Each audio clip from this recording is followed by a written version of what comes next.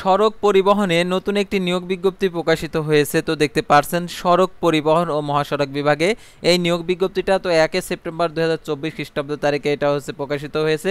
সাধারণত এটা অনলাইনে প্রকাশিত করেছে অর্থাৎ 4 সেপ্টেম্বর 2024, 1 সেপ্টেম্বর 2024 খ্রিস্টাব্দ তারিখে এটা প্রকাশিত হয়েছে, কিন্তু আজকে প্রকাশিত হয়েছে। তো এই নিয়োগ বিজ্ঞপ্তি সংক্রান্ত A to Z বিষয় আজকের এই ভিডিওটিতে তুলে ধরা হবে, অর্থাৎ সড়ক পরিবহনে যে নিয়োগ বিজ্ঞপ্তি প্রকাশ করছে এই নিয়োগ বিজ্ঞপ্তি সংক্রান্ত A to Z বিষয় আজকের এই ভিডিওটিতে জানতে পারবেন।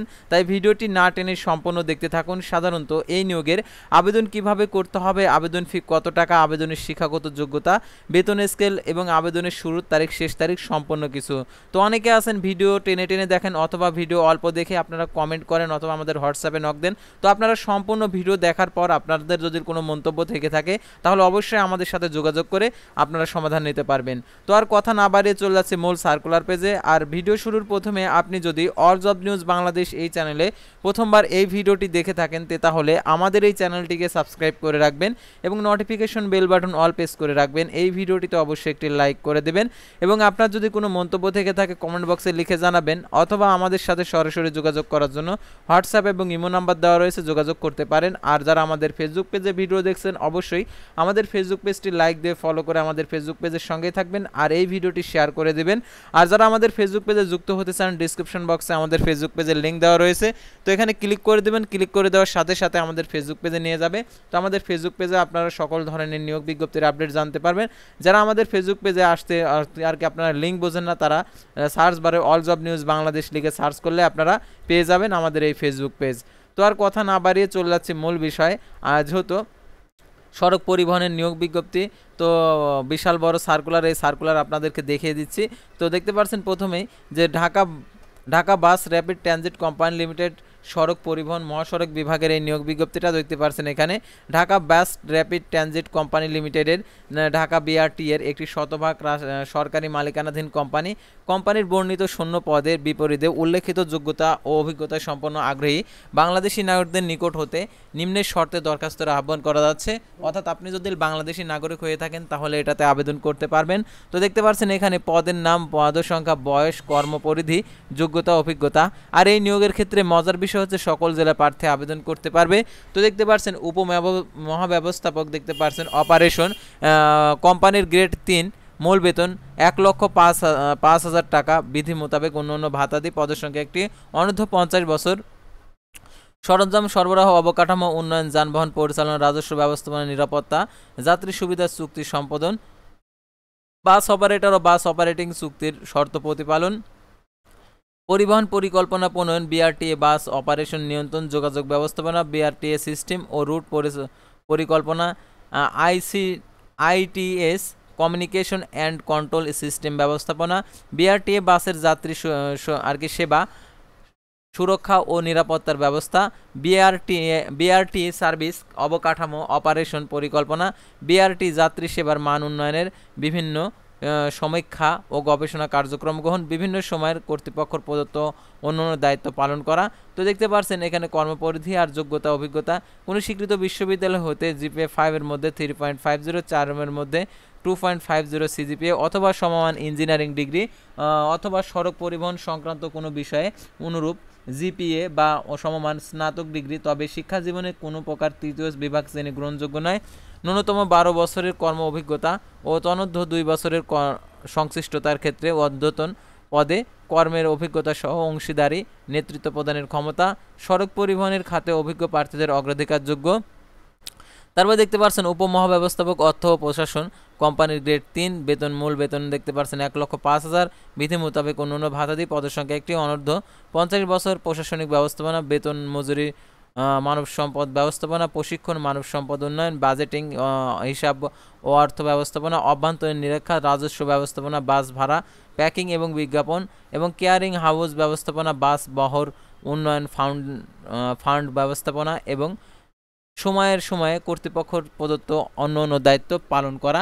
এটার জন্য দেখতে পাচ্ছেন শিক্ষাগত যোগ্যতা, স্বীকৃত কোনো বিশ্ববিদ্যালয় হতে জিপিএ 5 এর মধ্যে 3.50, 4 এর স্কেলের মধ্যে 2.50 সমান human resource management, commerce, finance, accounting, business administration বিষয়ে স্নাতকোত্তর ডিগ্রি, তবে শিক্ষা জীবনে কোনো প্রকার তৃতীয় বিভাগ শ্রেণী গ্রহণযোগ্য নয়।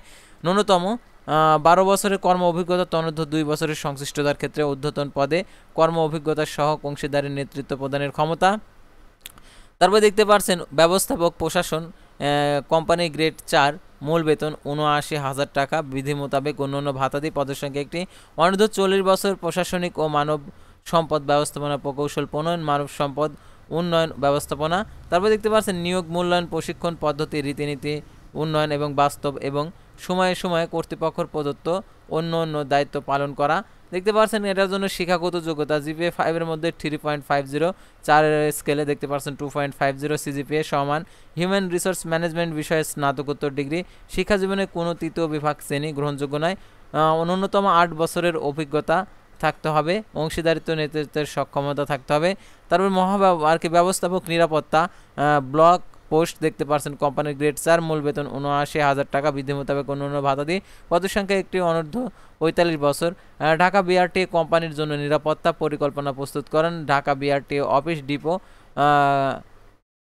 করিডোর ও স্টেশন সমূহের সার্বিক নিরাপত্তা নিশ্চিত করেন। বিআরটি করিডোর ও চলমান সড়কের নিরাপত্তা এবং কার্যক্রম বাস্তবায়ন, পর্যবেক্ষণ, দুর্ঘটনা ও জরুরি পরিস্থিতিতে প্রয়োজনীয় ব্যবস্থাপনা গ্রহণ, নিরাপত্তা সচেতনতা বাড়ানোর জন্য প্রয়োজনীয় প্রচার ও প্রচারণা, নিরাপত্তা সংক্রান্ত বিষয়ে মিডিয়া, পুলিশ, সরকারি সংস্থা ইত্যাদির সাথে নিয়মিত যোগাযোগ, সময়ে সময়ে কর্তৃপক্ষের প্রদত্ত অন্যান্য দায়িত্ব পালন করা। আর এটার জন্য দেখতে পাচ্ছেন শিক্ষাগত যোগ্যতা স্বীকৃত বিশ্ববিদ্যালয় হতে জিপিএ 5 এর মধ্যে 3.50 এবং 4 স্কেলের মধ্যে 2.50 সিজিপিএ সমান বিষয়ে স্নাতক ডিগ্রি, তবে শিক্ষা জীবনে তৃতীয় বিভাগ শ্রেণী গ্রহণযোগ্য নয়।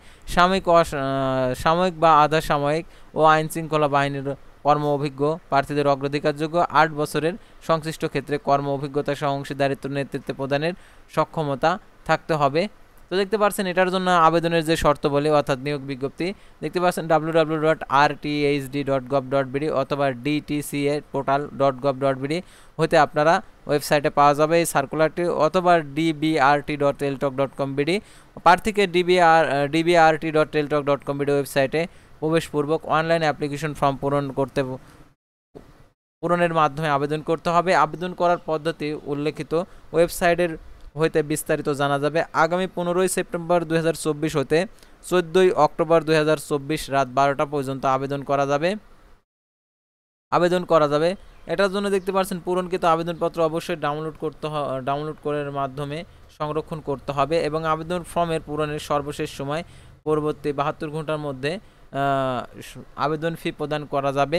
আর দেখতে পাচ্ছেন 15 সেপ্টেম্বর 2024 তারিখে প্রার্থীর বয়সসীমা 4 নং কলামের বর্ণনা অনুযায়ী দেখতে পাচ্ছেন এখানে পরীক্ষার ফি বাবদ 1000 টাকা টেলটক প্রিপেড মোবাইল নাম্বারে জমা দিতে হবে। টেলটক সার্ভিস আছে 115 টাকা সহ 1115 টাকা আপনাদেরকে জমা দিতে হবে।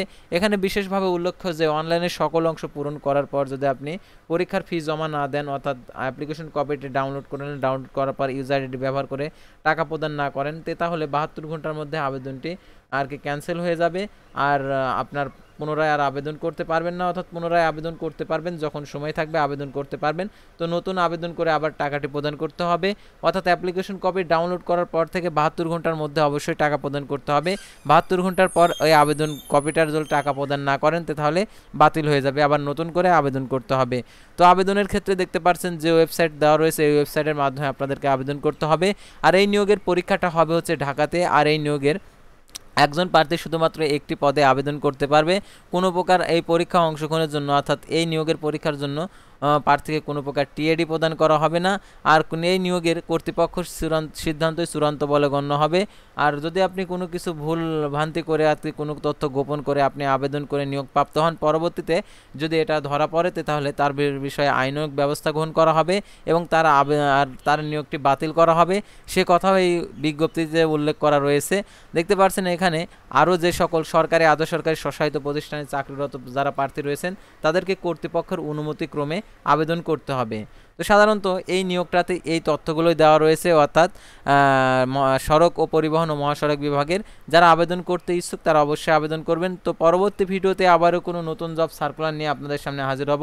তো আজকে আপনারা অনেক নিয়োগ বিজ্ঞপ্তির আপডেট জানতে পারবেন, সাধারণত অনেক নিয়োগ বিজ্ঞপ্তি প্রকাশিত হয়েছে। সেহেতু অবশ্যই আমাদের ফেসবুক পেজটি লাইক দিয়ে ফলো করে আমাদের ইউটিউব চ্যানেলটি সাবস্ক্রাইব করে পাশেই থাকুন, তাহলে সকল নিয়োগ বিজ্ঞপ্তির আপডেটগুলো আপনারা জানতে পারবেন। তো